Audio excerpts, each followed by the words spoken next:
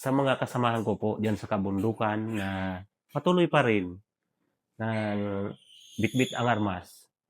Ito po ang panahon para manawagan kaming mga nagbalik loob sa gobyerno. Panahon na po para iwan natin yung tinatawag natin na armadong pakikibaka.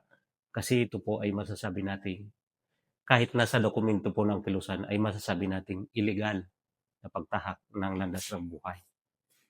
At pangalawa po, itong tinatawag natin na revolusyon ay hindi po ito naaangkop sa isang komunidad at para makatulong tayo sa ating lipunan.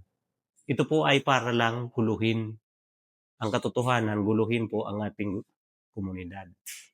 Kaya ang aking pong panawagan sa aking mga kasamahan, kay Pai, kay Manay, gawin na po natin yung desisyon natin na masasabi nating makatwiran para sa ating sarili, pati sa ating pamilya, at para sa ating bansang Pilipinas.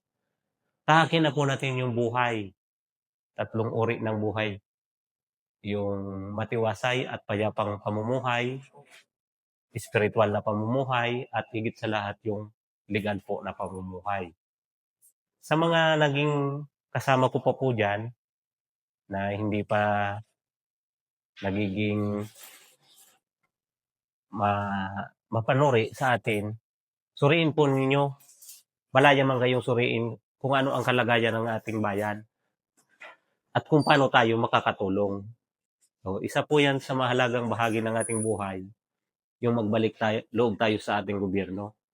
Kasi nandito po natin mararanasan yung buhay na tahimik, buhay na makapagbibigay tayo ng magandang kinabukasan sa ating pamilya.